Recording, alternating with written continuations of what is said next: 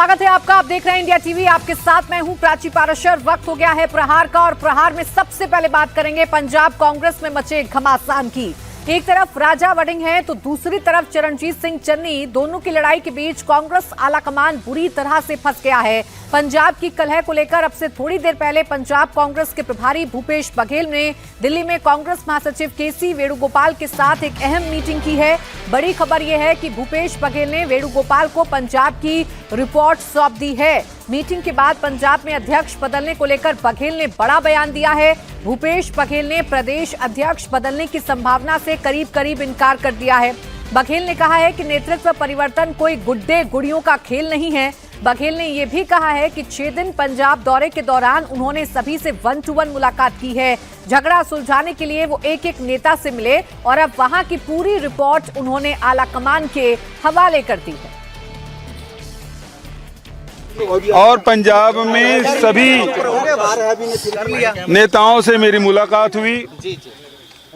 PCC में भी बैठ के हुई, 1-to-1 किया, फिर ब्रेकफास्ट, लंच, डिनर भी पॉलिटिक्स हुई। सबसे मुलाकात मैंने की है और उसके बाद वो रिपोर्ट है जीएसओ केसी वेणुगोपाल जी को मैंने रिपोर्ट सौंप दी। दरअसल 11 जुलाई को बघेल ने चन्नी गुट के साथ मीटिंग की थी, जिसमें चन्नी गुट ने 3 मांगे रखी थी। चन्नी गुट की पहली डिमांड है कि राजा वड़िंग को प्रदेश अध्यक्ष के पद से हटाया जाए।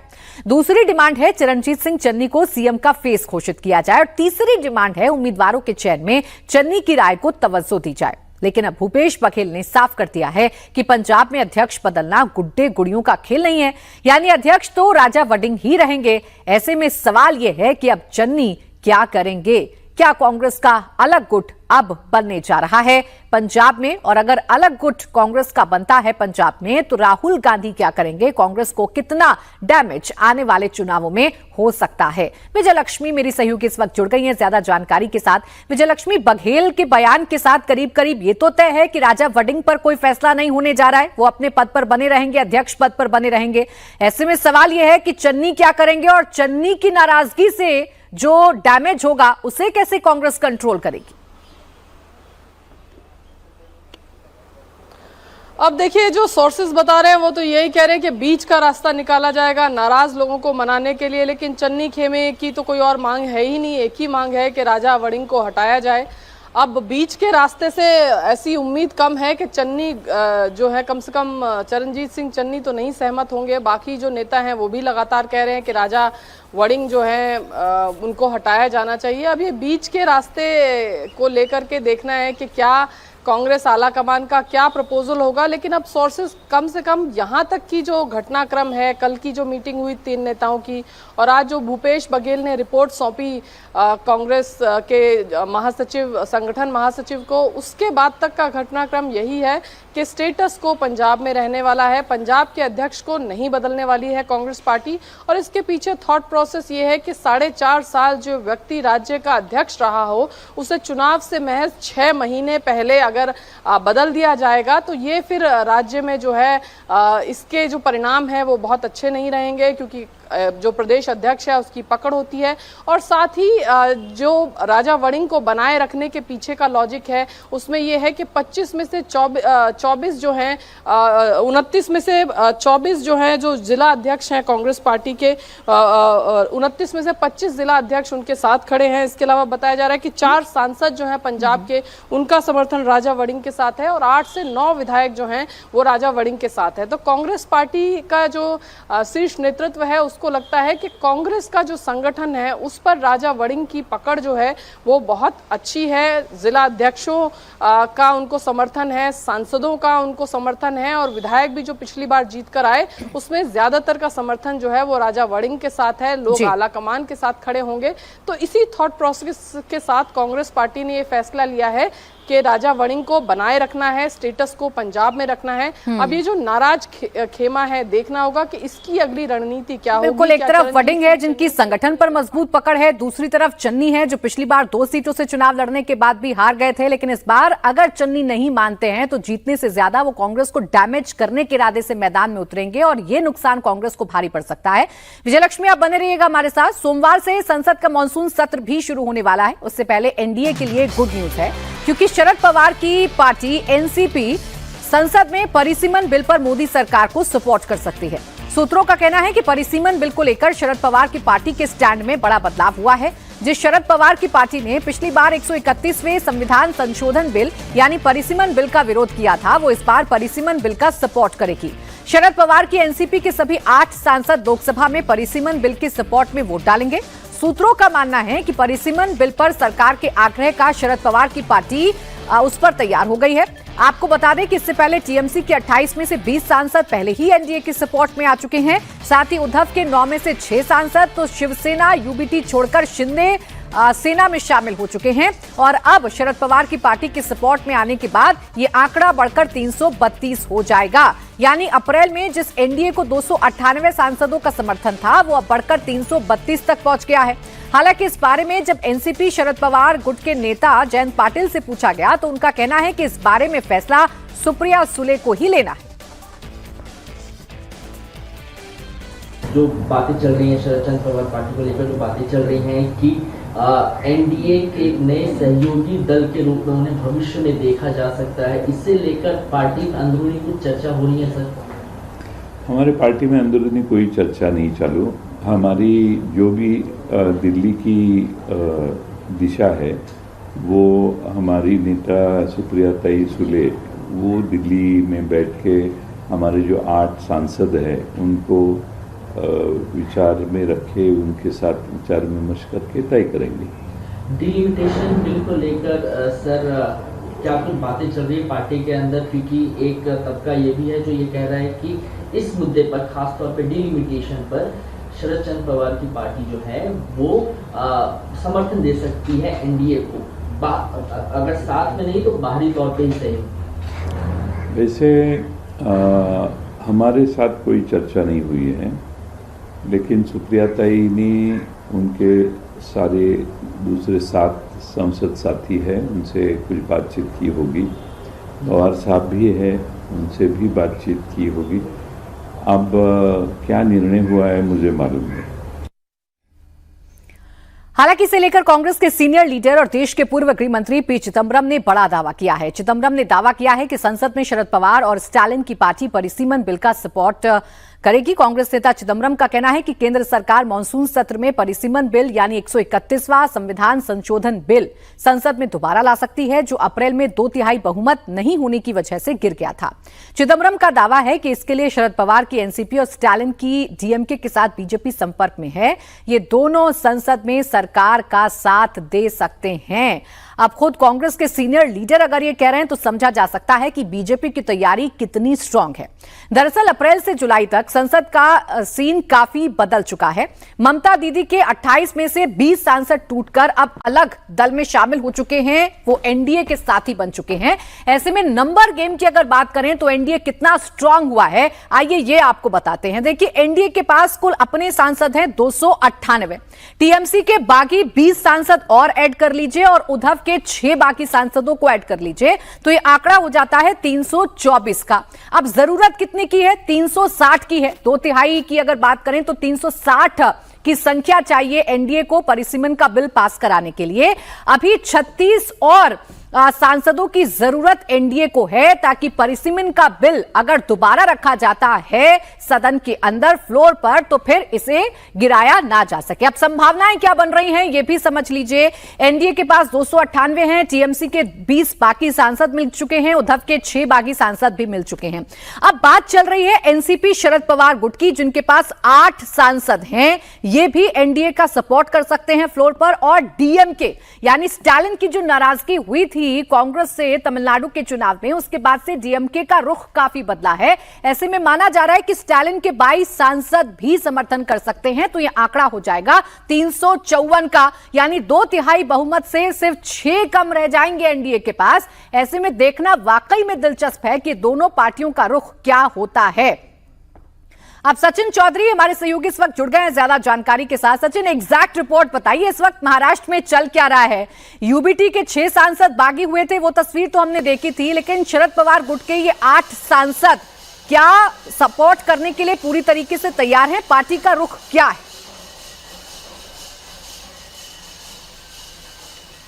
देखिए, अभी सुप्रिया सुले प्रेस कॉन्फ्रेंस को संबोधित कर रही है, जिसमें उन्होंने कहा कि महिला आरक्षण बिल पहले ही जो है पास हो चुका है। डिलिमिटेशन की बात है तो ये बिल जब चर्चा के लिए आएगा उसके बाद पार्टी अपनी भूमिका साफ करेगी। उन्होंने अभी फिलहाल जो है समर्थन देने की जो बातें सामने आ रही है उसको लेकर जो है उसका खंडन किया है। लेकिन जो सूत्र है, हमें पुख्ता जो सूत्र ये बता रहे हैं कि शरद पवार की जो एनसीपी है वो यहाँ तक कि उद्धव ठाकरे के जो बचे 3 सांसद है, क्योंकि अरविंद सावंत का हमने पिछली बार भी बयान देखा था, तो उन्होंने इंडिया टीवी से बातचीत करते हुए मैं कहा था कि डिलिमिटेशन को लेकर उनका कोई विरोध नहीं है, जब उनके सांसद जो है बगावत कर रहे थे उस वक्त पर। तो यूबीटी के भी 3 सांसद जो है वो इस बिल के समर्थन में आ सकते हैं। हालांकि अभी तक इसकी आधिकारिक पुष्टि नहीं है, लेकिन शरद पवार की पार्टी जो है उनके सांसद जो है इस बिल का समर्थन करेंगे। डीएमके भी जो है इस बिल का जो है समर्थन कर सकती है और यूबीटी के जो बचे सांसद है वो भी इसका समर्थन कर सकती है, सूत्रों से हमें जानकारी है। हालांकि आधिकारिक रूप से इसकी कोई अभी तक पुष्टि नहीं कर रहा है। जब ऑल पार्टी मीटिंग होगी, इसमें बुलाया जाएगा, तब अपनी पार्टी जो है हर पार्टी जो है अपनी भूमिका इसमें रखेगी। लेकिन महाराष्ट्र की राजनीति में अगर हो या ना हो सचिन, लेकिन जिस तरीके से बॉडी लैंग्वेज है नेताओं की और परिसीमन को लेकर जैसे अब उनके सुर ढीले पड़े हैं, उससे अंदाजा लगाया जा सकता है कि एनडीए की तैयारी पुख्ता है और शरद पवार गुट भी उनके साथ आ सकता है। शुक्रिया आपका सचिन तमाम जानकारी के लिए। परिसीमन के साथ ही एक देश एक चुनाव के मुद्दे पर भी सरकार की कोशिशें और तेज हो गई हैं। इसे लेकर यूपी की राजधानी लखनऊ में एक बड़ी मीटिंग हुई है। जेपीसी की टीम स्टडी विजिट के लिए लखनऊ में है। पूर्व केंद्रीय मंत्री अनुराग ठाकुर की अध्यक्षता में बैठक हुई। इसमें बीजेपी, सपा, बसपा, आरएलडी, आप, सीपीआईएम, अपना दल सोनेवाल के प्रतिनिधि शामिल हुए। साथ ही जेपीसी ने यूपी के आला अधिकारियों के साथ भी अलग से मीटिंग की। इसमें मुख्य सचिव, डीजीपी और यूपी के मुख्य चुनाव आयुक्त शामिल हुए। आपको बता दें कि यूपी देश का सबसे बड़ा सूबा है, इसलिए वहां की प्रशासनिक व्यवस्था का फीडबैक सबसे ज्यादा मायने रखता है। तो देखिए, एक देश एक चुनाव को लेकर, वन नेशन वन इलेक्शन को लेकर ये सरकार काफी गंभीर है और अब जो जेपीसी की बैठकें हैं वो भी होना शुरू हो चुकी है।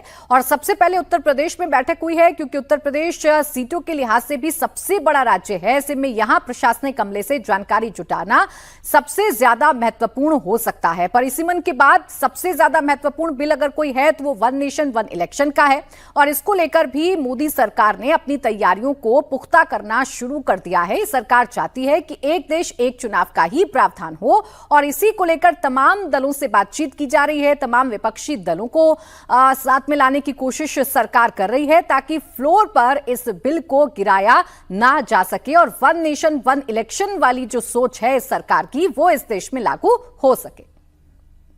और अब खबर राम मंदिर चढ़ावा चोरी की। राम मंदिर चढ़ावा चोरी की जांच फुल स्पीड में चल रही है। आरोपियों को एक एक करके रिमांड पर लेकर पुलिस पूछताछ कर रही है। उधर चढ़ावा चोरी कांड पर सियासत भी हो रही है। दान चोरी को लेकर सपा लगातार योगी सरकार पर हमलावर है। इस बीच यूपी में चढ़ावा चोरी को लेकर यूपी विधानसभा अध्यक्ष सतीश महाना ने अजीबोगरीब बयान दे दिया है। सतीश महाना ने कहा कि राम मंदिर में जिनका पैसा चोरी हुआ शायद उन्होंने सच्ची श्रद्धा और आस्था से दान नहीं किया था। महाना ने कहा कि उन्होंने पूरी आस्था के साथ राम मंदिर में दान दिया था, इसलिए उनका पैसा चोरी नहीं हुआ। यानी अब महाना ने राम मंदिर पर दान देने वालों की आस्था पर ही सवाल खड़े कर दिए हैं और ऐसा करके बीजेपी को भी अनकंफर्टेबल कर दिया है। लेकिन उन्हीं का जिनका पैसा चोरी हुआ, मुझे लगता है कि शायद उन्होंने श्रद्धा पूर्वक भाव के साथ भगवान के मंदिर में अर्पित नहीं किया होगा, इसलिए उनका पैसा चोरी हो गया। हमारा पैसा चोरी नहीं हुआ, हमारा पैसा मंदिर में लगा है और मंदिर का भव्य स्वरूप इस बात का प्रमाण है। लेकिन उन्हीं का जिनका पैसा चोरी हुआ, मुझे लगता है कि शायद उन्होंने श्रद्धा पूर्वक भाव के साथ भगवान के मंदिर में अर्पित नहीं किया होगा, इसलिए उनका पैसा चोरी हो गया। हमारा पैसा चोरी नहीं हुआ, हमारा पैसा मंदिर में लगा है और मंदिर का भव्य स्वरूप इस बात का प्रमाण है। अब ऐसे समय में सतीश महाना का बयान ये सामने आया है जब योगी आदित्यनाथ इस मसले पर एग्रेसिव हैं। वो लगातार समाजवादी पार्टी पर अटैक कर रहे हैं। ऐसे में आस्था पर ये चोट करना सतीश महाना का कहीं भारतीय जनता पार्टी के लिए भारी ना पड़ जाए। इधर राम मंदिर चढ़ावा चोरी केस का मास्टरमाइंड कौन है, दान चोरी के तार कहां-कहां जुड़े हैं, एसआईटी की जांच में अब तक क्या-क्या मिला है, आज सीएम योगी के पास इसकी फुल रिपोर्ट पहुंचने वाली है। बड़ी खबर यह है कि चढ़ावा चोरी की जांच कर रही एसआईटी आज अपनी रिपोर्ट सीएम योगी को सौंप सकती है। सीएम योगी ने एसआईटी को 15 जुलाई तक जांच करके रिपोर्ट सौंपने का समय दिया था। आज वो डेडलाइन खत्म हो रही है। पिछले 15 दिन में चढ़ावा चोरी कांड में एसआईटी ने अपनी जांच का दायरा बढ़ाया है। अनिल मिश्रा से लेकर चंपत राय और गोपाल राव से कई राउंड पूछताछ की जा चुकी है। अयोध्या पुलिस जेल में बंद आरोपियों की रिमांड को लेकर पूछताछ कर रही है। ऐसे में आज एसआईटी जो रिपोर्ट योगी को सौंपेगी उसमें क्या होगा, इस पर सबकी नजर है। क्या फाइनल रिपोर्ट में कितनी चोरी हुई, कब से चोरी हो रही थी, ये सारी बातें एसआईटी साफ करेगी। और 8 आरोपियों के साथ अनिल मिश्रा का नाम प्रारंभिक जांच रिपोर्ट में था। क्या ये लिस्ट लंबी होगी, क्या कोई और नाम भी एसआईटी की फाइनल रिपोर्ट में शामिल हो सकते हैं, इस पर सभी की निगाहें रहेंगी। उधर चढ़ावा चोरी के मामले में अयोध्या पुलिस ने अपनी जांच भी तेज कर दी है। चढ़ावा चोरी मामले में पकड़े गए सुभाष श्रीवास्तव और रमाशंकर मिश्रा से पुलिस पूछताछ कर रही है। रमाशंकर मिश्रा और सुभाष श्रीवास्तव को आज अयोध्या पुलिस ने 14 घंटे की रिमांड पर लिया है। दोनों को आमने सामने बैठाकर पूछताछ की जा रही है। अयोध्या पुलिस पैसों की बरामदगी के लिए दोनों को उनके ठिकानों पर भी ले जा सकती है। जिस जगह पैसों का बंटवारा होता था, दोनों को वहां भी ले जाया जा सकता है। सुभाष और रमाशंकर को रिमांड पर लेने से पहले उनके बैंक खातों और प्रॉपर्टी की बारीकी से जांच की गई। अब इनसे उन खातों और लेन देन को लेकर सवाल किए जा रहे हैं। सुभाष श्रीवास्तव चढ़ावा काउंटिंग सेंटर में एसबीआई का प्रभारी था। सीसीटीवी में दिखा है कि उसकी मौजूदगी में चढ़ावे की चोरी होती रही और उसने चोरी होने दी। वहीं सीसीटीवी में रमाशंकर चोरी करते हुए दिखा है। ऐसे में इन दोनों प्रमुख किरदारों से भी आमने सामने बिठाकर पूछताछ की जा सकती है या की जा रही है। विशाल प्रताप सिंह मेरे सहयोगी इस वक्त जुड़ गए हैं ज्यादा जानकारी के साथ। विशाल, इससे पहले भी हमने देखा था कि 2 आरोपियों को रिमांड पर लेकर पुलिस ने पूछताछ की थी। अब सुभाष श्रीवास्तव और रमाशंकर से आमने सामने बिठाकर पूछताछ की जा रही है। क्या पता लगाने की कोशिश कर रही है, कितना अहम होगा इन दोनों से पूछताछ? प्राची, दरअसल अयोध्या पुलिस ने आज सुबह 8:30 बजे से लेकर के शाम 10:30 बजे तक रमाशंकर मिश्रा और सुभाष श्रीवास्तव की रिमांड ली है। और इस रिमांड के दौरान न सिर्फ दोनों को आमने सामने बैठा करके पूछताछ होनी है, बल्कि अभी तक जो गिरफ्तार किए गए आरोपी हैं उन सभी के बयानों से मैच भी कराना है, ताकि ये पता लगाया जा सके कि जो मुख्य आरोपी हैं लवकुश मिश्रा, अनुकल्प मिश्रा, अविनाश मिश्रा, इसके अलावा टिन्नू यादव का भतीजा मनीष यादव, इन सारे लोगों ने जो बयान अब तक पुलिस को सामने दिए हैं उन सारे बयानों को वेरीफाई किया जा रहा है। और चूंकि सुभाष श्रीवास्तव के ऊपर जिम्मेदारी थी एसबीआई की तरफ से इस पूरे मामले में निगरानी रखने की और काउंटिंग का वो प्रभारी भी हुआ करता था, उसकी मौजूदगी में ये पूरी चोरी हो रही थी। तो पुलिस इस पूरी बात को असरटेन कर लेना चाहती है, इस बात को सुनिश्चित कर लेना चाहती है कि जो चोरी चल रही थी उसकी जानकारी सुभाष श्रीवास्तव को कब हुई थी, बाकी लोगों को जानकारियां कब हुई थी, चंपत राय तक ये मामला कब पहुंचा था। और सबसे हैरानी की बात यह है कि अभी तक इस पूरे मामले में प्राची ये पता नहीं लग पाया है कि चंदा चोरी या चढ़ावा चोरी का जो पूरा मामला सामने आया है, इसमें चोरी की शुरुआत कब हुई थी, कुंभ के समय हुई थी, उससे पहले से हो रही थी, या पहले कुछ दिनों से चोरी हो रही थी। तो बहुत सारे ऐसे सीक्वेंस हैं जिनको पुलिस समझना चाहती है। यही वजह है कि रमाशंकर मिश्रा और सुभाष श्रीवास्तव की आज की 14 घंटे की जो रिमांड है, पुलिस के लिहाज से, इन्वेस्टिगेशन के लिहाज से और जांच को आगे बढ़ाने के लिहाज से बहुत ज्यादा महत्वपूर्ण है। बिल्कुल विशाल, चोरी कब से हो रही थी और एग्जैक्ट कितनी चोरी हुई है, ये पता लगाना अभी भी अयोध्या पुलिस हो या फिर एसआईटी हो, सबके लिए चुनौतीपूर्ण बना हुआ है। शुक्रिया आपका विशाल तमाम जानकारी के लिए। राम मंदिर में कितने की चोरी हुई, मामला सिर्फ 80 लाख का है या फिर करोड़ों का गबन हुआ है, एसआईटी और पुलिस इसकी जांच कर रही है। इस बीच राम मंदिर ट्रस्ट ने पहली बार माना है कि अयोध्या में चढ़ावा चोरों ने सिर्फ 80 लाख नहीं बल्कि इससे ज्यादा की चोरी की थी। ट्रस्ट के ट्रेजरर गोविंद देव गिरी ने कहा कि उनका अंदाजा है कि राम मंदिर के चढ़ावे में से करीब 3 करोड़ रुपए चोरी किए गए। हालांकि गोविंद देव गिरी ने यह भी कहा कि जो लोग सैकड़ों करोड़ रुपयों की चोरी का दावा कर रहे हैं वो सब गलत है। जहां तक मेरा आकलन है, ये गलत भी हो सकता है, क्योंकि एसआईटी का अभी रिपोर्ट आना है। लेकिन जहां तक मेरा आकलन मैं आप लोगों से बतला सकता हूं, वो 3 करोड़ के आसपास होना चाहिए, ऐसा मुझे लगता है। जहां कहीं भी 2 आदमी इकट्ठे आकर के किसी का जेब की कतरते हैं ना, वो भी एक साजिश होती है।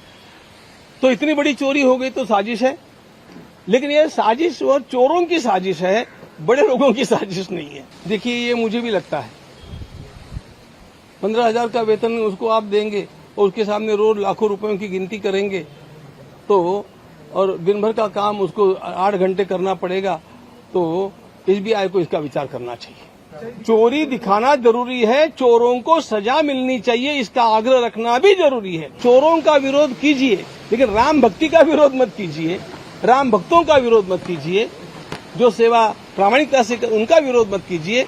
हम लोगों को अभी भी बहुत काम करना है। एक बार उनको सरकार के अनुसार जो दंड है ना, वो भुगत लेने दीजिए, उसके बाद उनको मैं प्रायश्चित कैसे करना चाहिए बतलाऊंगा। बलोचों ने खुद को आजाद मुल्क घोषित कर दिया है। पाकिस्तान की फौज बलूचिस्तान के मुट्ठी भर इलाकों में सीमित रह गई है। बलोच कह रहे हैं कि इसे भी इस साल के आखिरी तक खाली करवा लिया जाएगा। मुनीर की फौज ने बलूचिस्तान में कदम रखने से इनकार कर दिया है। खबरें ऐसी हैं कि जबरन बलूचिस्तान भेजे जाने पर पुलिस और फौज के जवान धड़ाधड़ इस्तीफे दे रहे हैं। बलूचिस्तान की आजादी और पाकिस्तान की बर्बादी का एक-एक सबूत इस रिपोर्ट में देखिए। बलूचिस्तान ने अपनी करेंसी जारी कर दी। हमारे पास ये इत्तलात है कि इंडिया की मदद हो या जिसकी भी, ये हमें नहीं पता, लेकिन ये प्लानिंग जरूर कर ली गई है कि अब वो अपनी इंडिपेंडेंट करेंसी भी लाना चाहते हैं। बलूचिस्तान ने अपना झंडा घोषित कर दिया।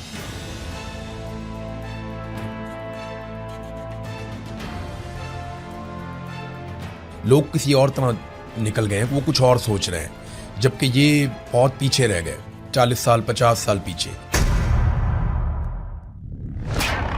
बलूचिस्तान ने पाकिस्तान को अलविदा कह दिया। बलूचिस्तान में आज भी वहां पर पाकिस्तान हुकूमत की कोई रिट मौजूद नहीं है, तुम्हारी कोई हुकूमत नहीं है। बलोच उस स्टेट तक पहुंच चुका है कि अपनी दुश्मन को पहचान चुका है कि दुश्मन मेरी कौन है। दुश्मन और सिर्फ जीएचक्यू रावलपिंडी और पंजाब है। हम इधर पड़े हुए हैं, हमारे मुल्क में आके भारतीय एजेंसियां मुल्क तोड़ने की साजिश भी कर रही हैं, गिरोहों को भी इकट्ठा कर रही हैं। तो लंबड़वाना आप किस चीज के छोले बेचने के लिए हैं?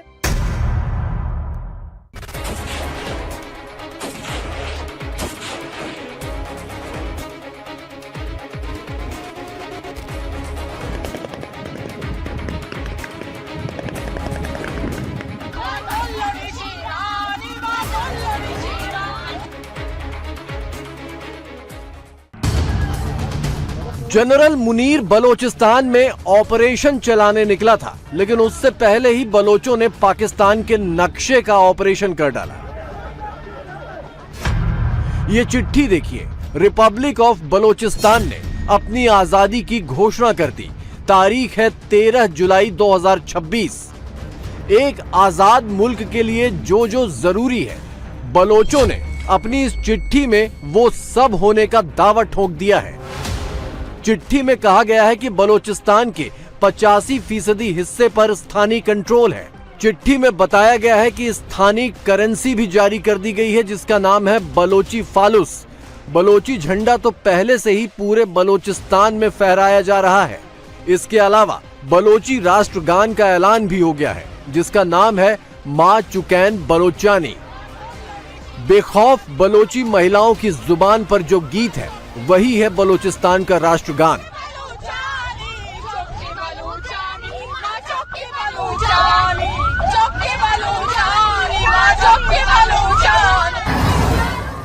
आजाद बलूचिस्तान के एक एक दावे की हकीकत को परखें कैसे? हम बलूचिस्तान तो जा नहीं सकते, लिहाजा पाकिस्तानियों के जरिए और बलूचिस्तान से आ रहे तस्वीरों और वीडियो के जरिए ही ये सच कसौटी पर कसा जा सकता है। ये तस्वीर बलूचिस्तान की है, ये गाड़ी पाकिस्तानी पुलिस की है, लेकिन इस पर बलोचों का कब्जा है। आसपास न पुलिस है न फौज, यानी बलोचों का कब्जा तो पूरा नजर आ रहा है। अब सुनिए पाकिस्तानी पत्रकार बलोचों के इस दावे पर क्या कह रहे हैं।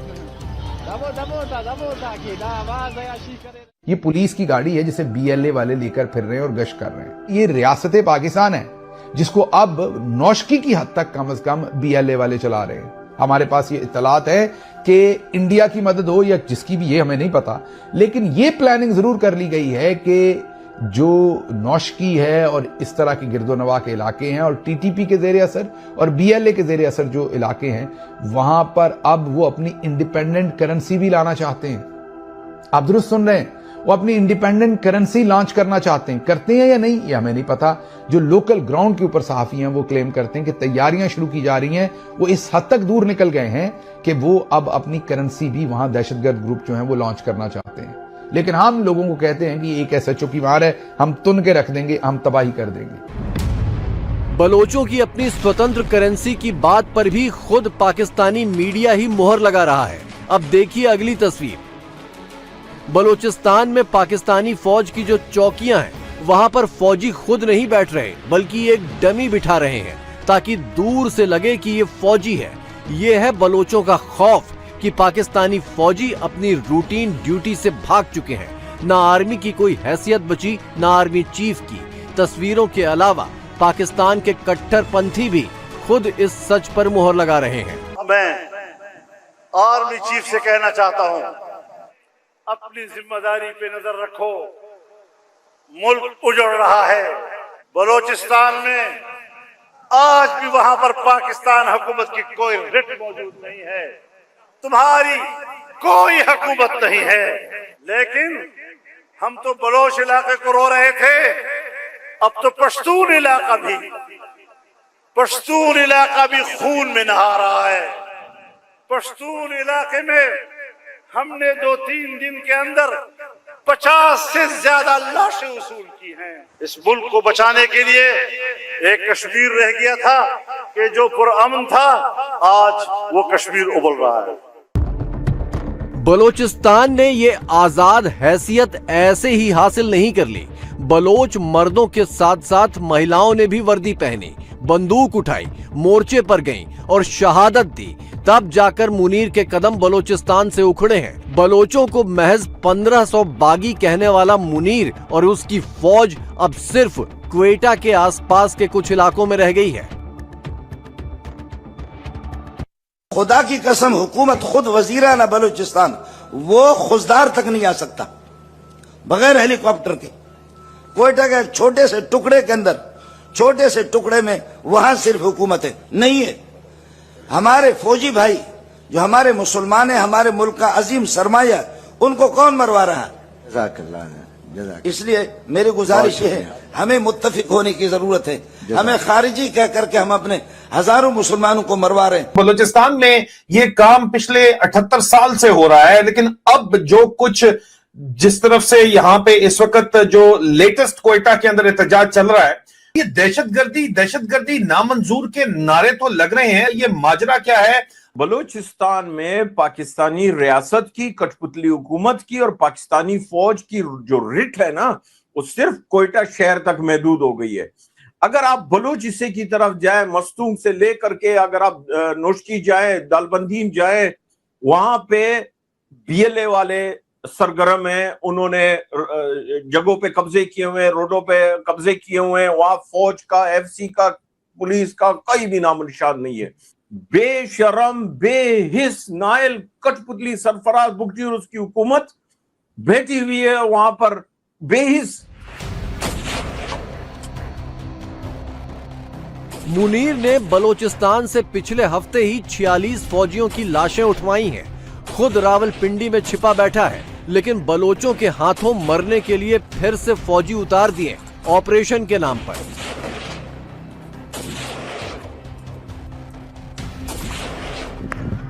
बलोचिस्तान के चप्पे चप्पे पर मुनीर के फौजी या तो मारे जा रहे हैं या अगवा किए जा रहे हैं।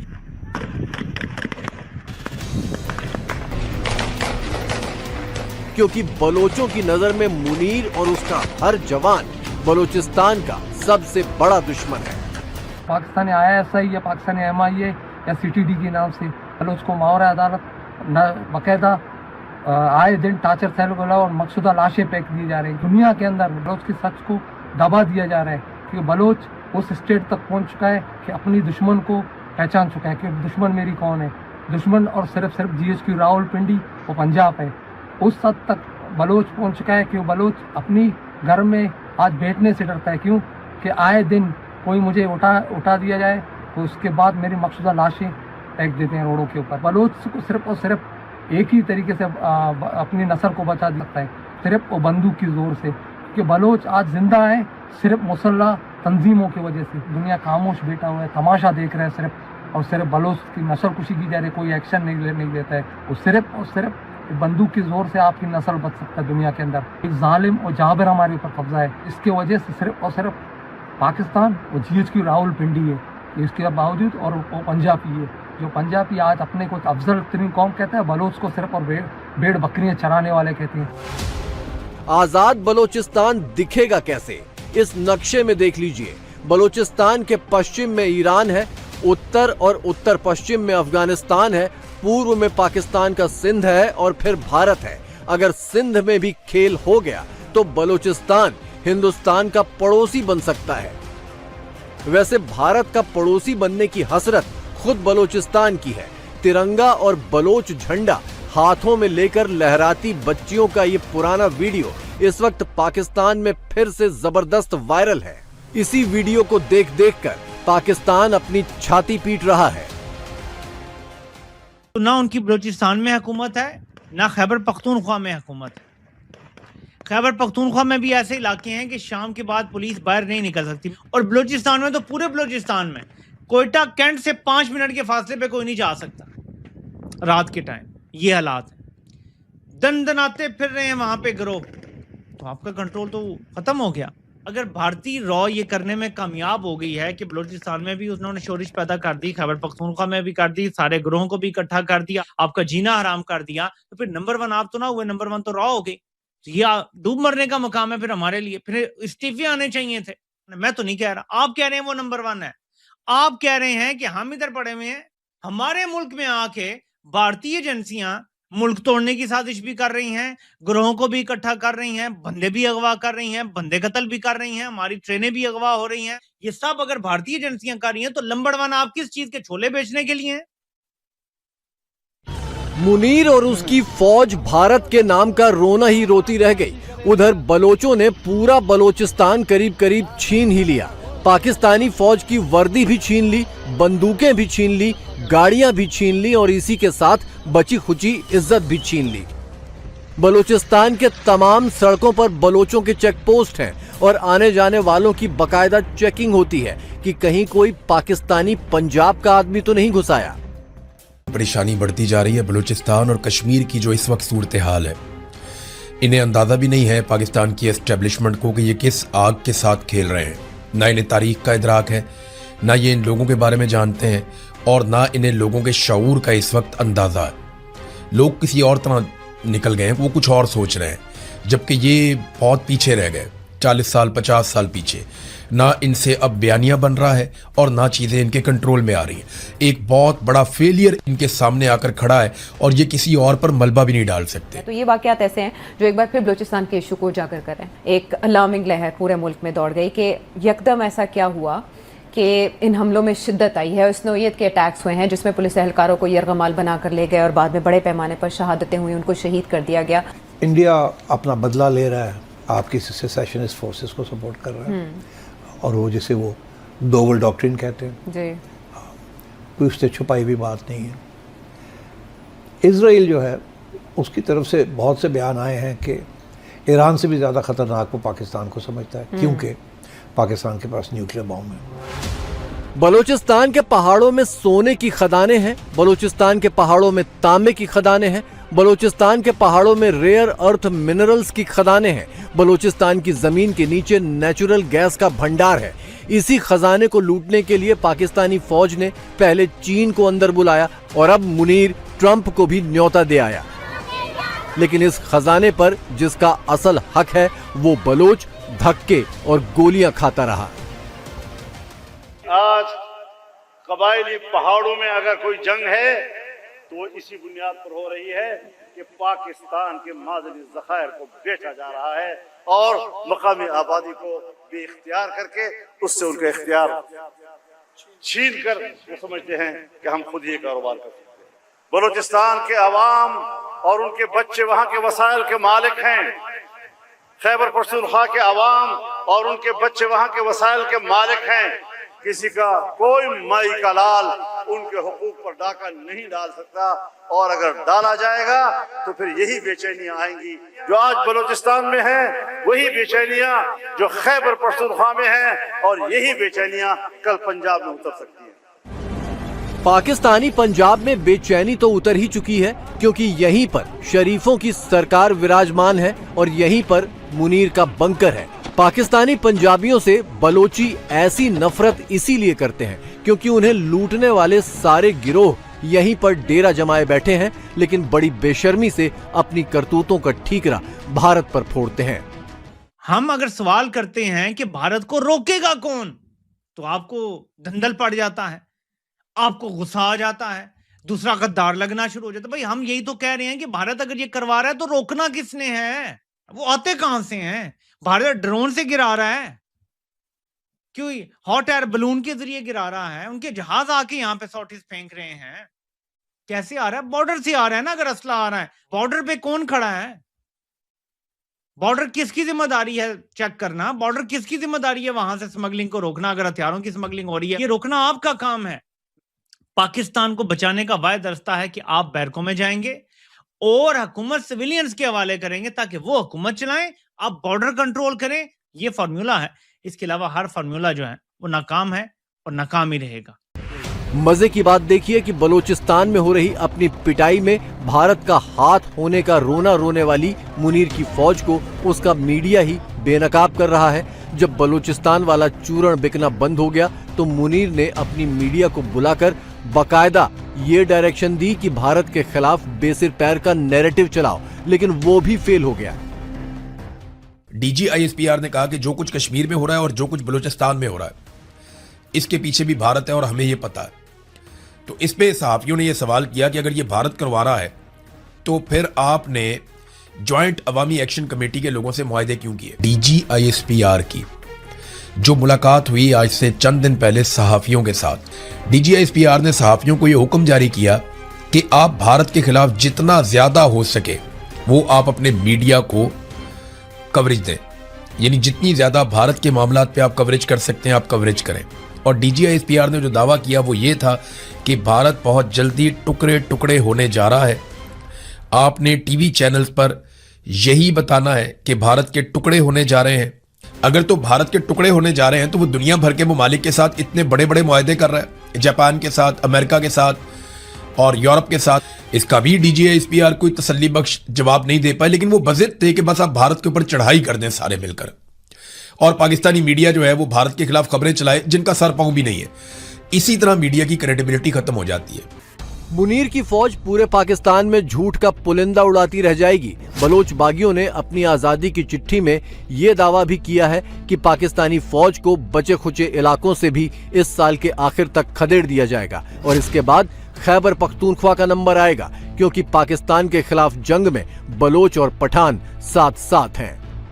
और अब सबसे बड़े युद्ध का अपडेट आपको देते हैं। ईरान के बड़े शहरों पर अमेरिका के हमले शुरू हो चुके हैं। थोड़ी देर पहले ईरान के बंदर अब्बास और बुशहर पर बमबारी हुई है।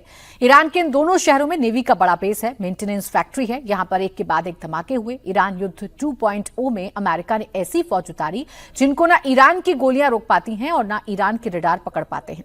ईरान के आसमान में ड्रोन पावर दिखाई थी। अमेरिका ने समंदर में आग लगा दी थी। क्या अमेरिका की बोट्स ड्रोन फैक्ट्री है? इस फैक्ट्री में दुनिया की सबसे खतरनाक अटैक ड्रोन बोट्स बनती हैं, जिसको अमेरिकी नेवी अरेबियन फॉक्स कहती है।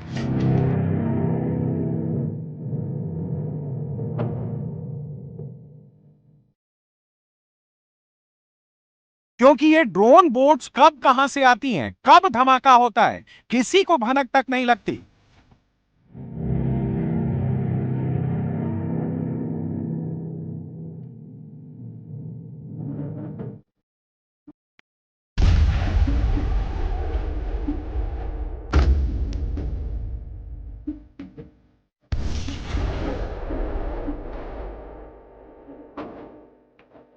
ये समंदर का सबसे बड़ा शिकारी मंता रे ड्रोन है, जो समंदर में बिना शोर मचाए सैकड़ों किलोमीटर तैर सकता है, समंदर के अंदर चुपचाप बैठ सकता है और ऑर्डर मिलते ही समंदर में धमाका कर सकता है।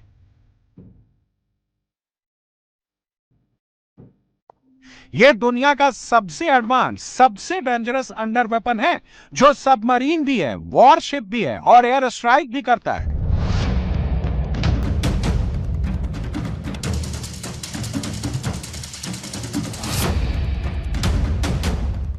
नाम है लैम्प्री MMAUV।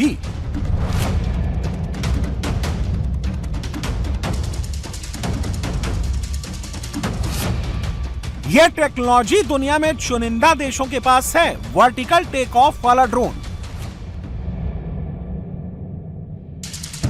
दुनिया में गिने चुने देशों के पास एयर टू एयर फ्यूल वाले रिफ्यूलिंग प्लेन हैं, लेकिन अमेरिका के पास ऐसा रिफ्यूलिंग ड्रोन है जिसको एयरक्राफ्ट से लॉन्च करके सीधे वॉर जोन में रिफ्यूलिंग हो सकती है।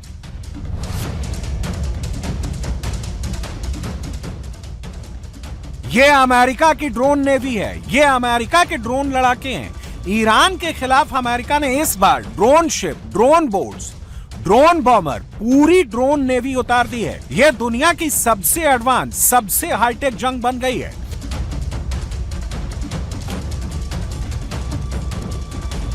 ईरान पर जब अमेरिका ने ऑपरेशन फ्यूरी लॉन्च किया तो दुनिया ने अमेरिकी हमलों की रफ्तार देखी।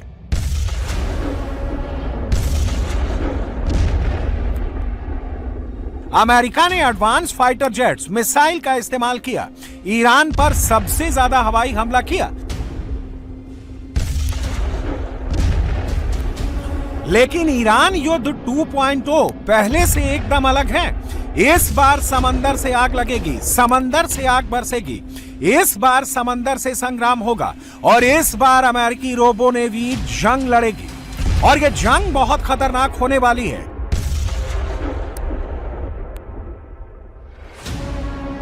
यह ईरान का सबसे बड़ा नेवी पोर्ट बंदर अब्बास है। ईरान का यह इलाका सबसे सेफ, सबसे सिक्योर माना जाता था। ईरान के सबसे बड़े बेस में 3 बोट्स आती हैं, 1, 2, 3। तीनों बोट्स तेज रफ्तार से एक एक तरफ आगे बढ़ती हैं और सीधे ईरानी नेवी पोर्ट्स पर हमला करती हैं। एक झटके में ईरान की नेवी की पावर आधी हो जाती है।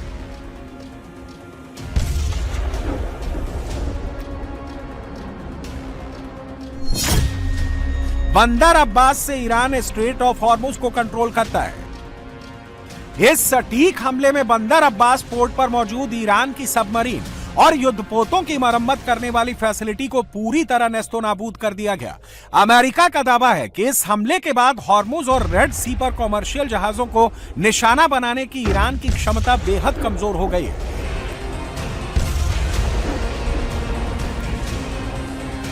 ईरान की राजधानी तेहरान जरूर है, लेकिन ईरान का पावर हाउस बंदर अब्बास शहर है।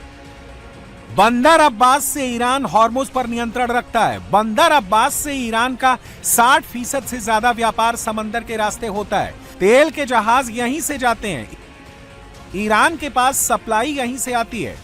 इसलिए अमेरिका सबसे ज्यादा बमबारी बंदर अब्बास शहर पर ही कर रहा है। ईरान का सबसे बड़ा शहर खाली होने लगा है। अमेरिका आसमान से बारूद बरसा रहा है।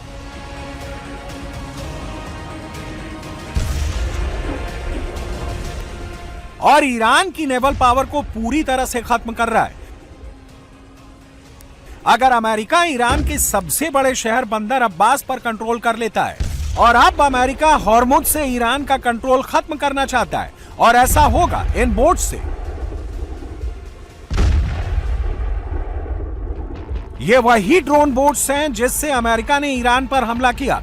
इन बोट्स को अरेबियन फॉक्स कहते हैं, लेकिन इनका असली नाम है कॉर्सेयर। ये सी ड्रोन्स हैं, ये मल्टीपल अटैक करने में माहिर हैं।